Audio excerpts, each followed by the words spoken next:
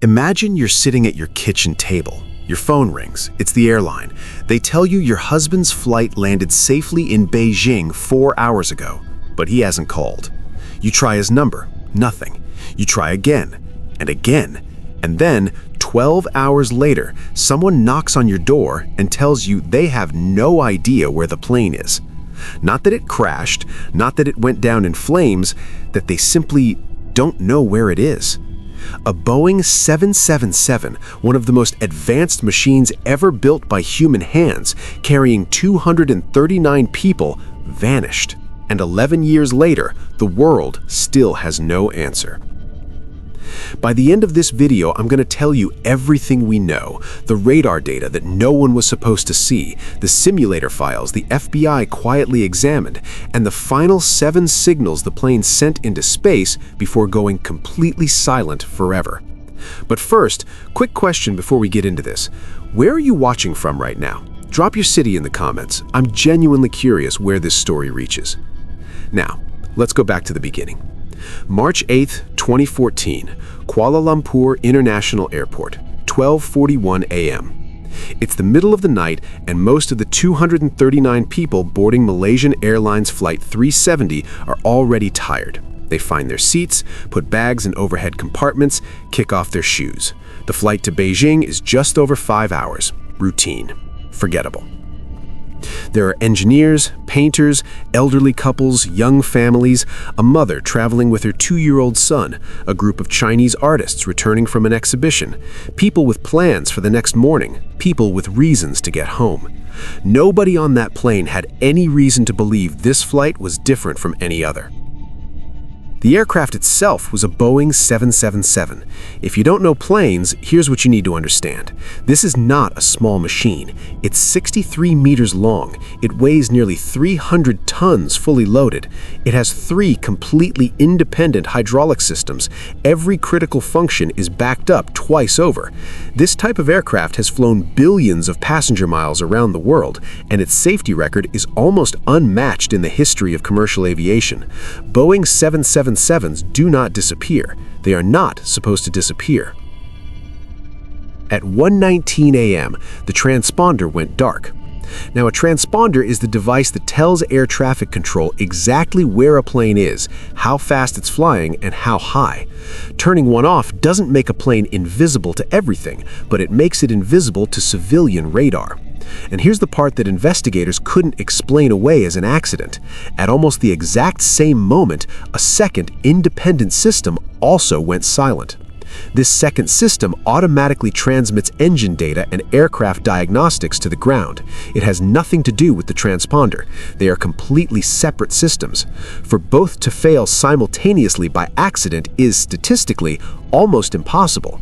And to disable the second one, you don't just flip a switch. You have to physically access the electronics bay beneath the cockpit floor and disconnect specific circuits. That requires someone who knows this aircraft very, very well. Controllers waited. Minutes passed, then more minutes. Malaysian controllers thought the plane was already in Vietnamese airspace. Vietnamese controllers were waiting for a check-in that never came. By the time both sides realized something was wrong, nearly 2 hours had passed.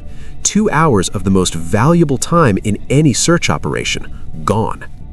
Ships and aircraft from a dozen countries immediately flooded the South China Sea, the area where the plane should have been.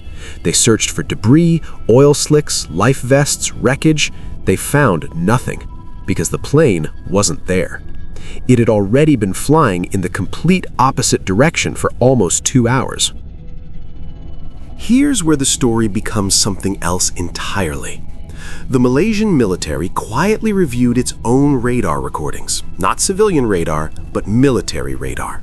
The kind that doesn't care whether your transponder is on or off. The kind that tracks objects, period. What they found shocked their own investigators. After going dark, the plane didn't fall. It turned. A sharp, deliberate left turn. It flew back across the entire Malay Peninsula, almost directly over the capital city it had just departed from. Then it turned northwest, flew along the Strait of Malacca, curved around the northern tip of Sumatra, and disappeared from military radar range entirely. This was not a plane in distress flying randomly. These were controlled, intentional maneuvers. Whoever was flying this plane knew exactly where the radar coverage ended and flew around it. The military saw all of this in real time, an unidentified aircraft flying without communication in the middle of the night through their own airspace. They did nothing. No fighters scrambled, no calls made, no alerts sent to civilian controllers. They watched the dot move across the screen and apparently assumed it was a civilian aircraft with a broken transponder.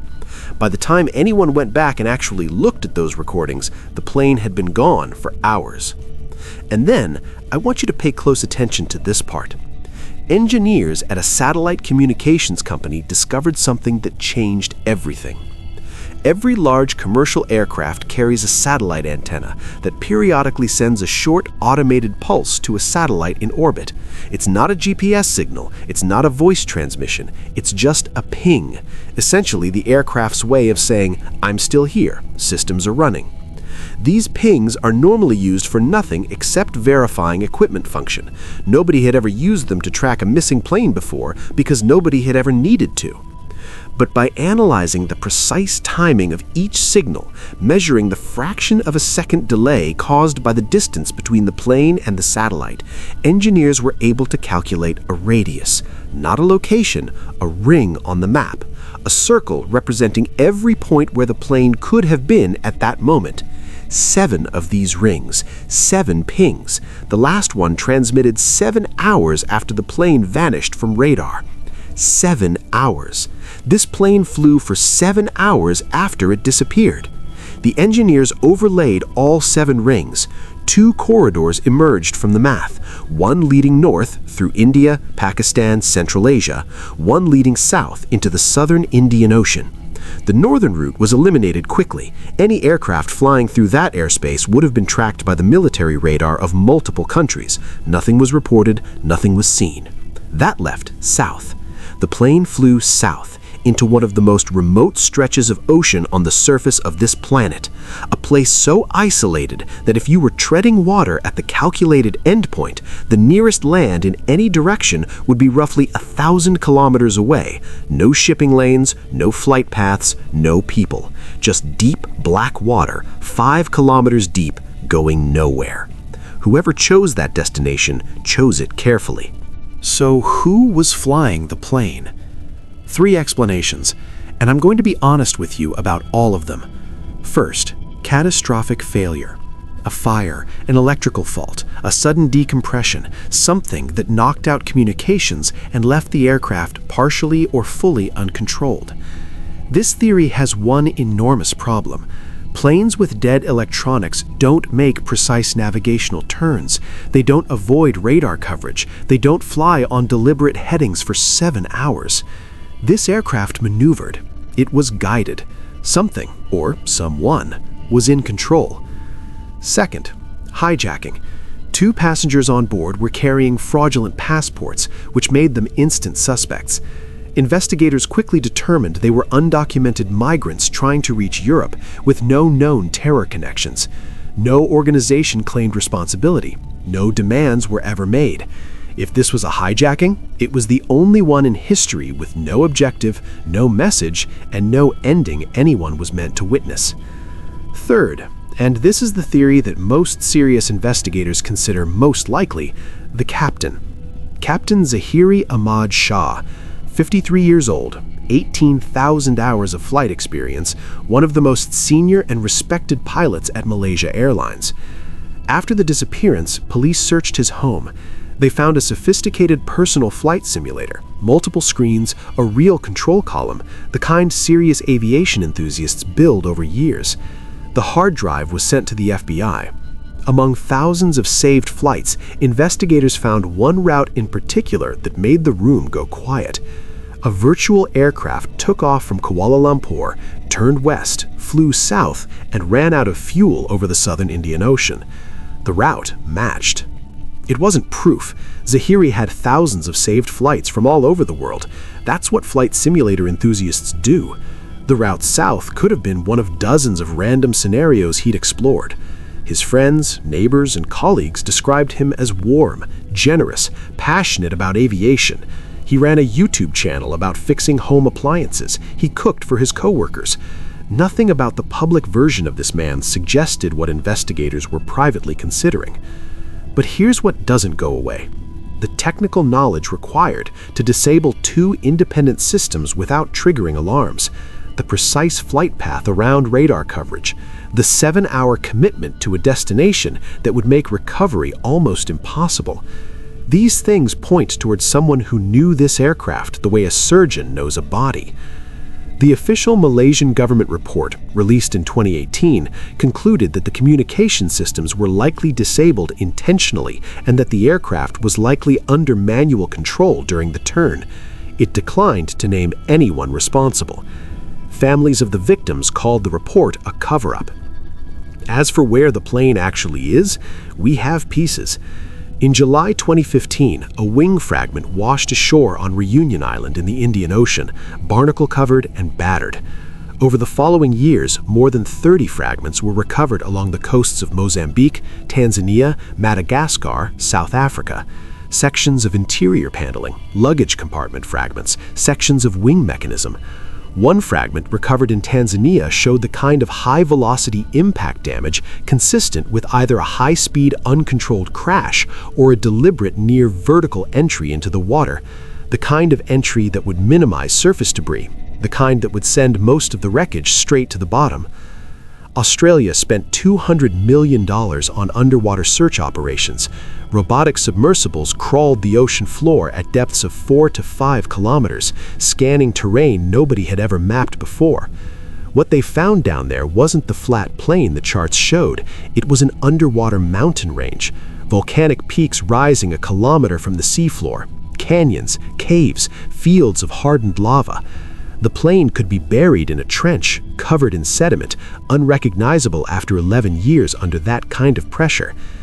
They searched an area the size of a small country. They found nothing. In 2024, a private search company announced plans to try again.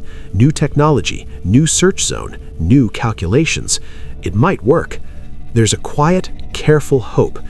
But even if they find the wreckage, even if they pull the black boxes from the bottom of the ocean, those recorders have been sitting in 5 kilometers of salt water for over a decade. The batteries died years ago. The casings may be compromised. There's a real possibility that when they open those boxes, they will hear 30 minutes of silence. Or they might hear everything. And here's the thing about all of this that I can't shake. Every change to global aviation safety that came from this disappearance, the new rules requiring continuous satellite tracking for every commercial aircraft, the stricter cockpit access procedures, the stricter psychological screening for pilots, the updated protocols between civilian and military controllers, every single one of those changes exists because 293 people got on a plane one night and never arrived. The tragedy became the warning. The warning may have already saved lives you'll never hear about on flights that landed quietly and without incident. But for the families, this isn't a safety statistic. It isn't a mystery to be solved over a podcast or a video like this one. It's a Tuesday morning when your phone doesn't ring. It's a chair at a table that nobody sits in. It's a child who grew up explaining to classmates that their father didn't die, he just didn't come back. Somewhere in Beijing, a mother still charges a phone her son asked her to plug in before he left for the airport. Somewhere in Kuala Lumpur, kids who were toddlers in 2014 are now teenagers who have never heard their father's voice except on old videos. Somewhere in Australia, a woman still sets 2 places at breakfast. Not because she doesn't know, because she never got to say goodbye. Because there was no moment. No phone call, no final word, just a plane that took off and a silence that never ended. That is the story of Flight MH1370, the largest mystery in the history of commercial aviation. And until that plane is found, until those black boxes speak, it stays exactly that, a mystery, a silence, and 239 lives suspended somewhere between a question and an answer at the bottom of a very dark, very deep, very quiet sea.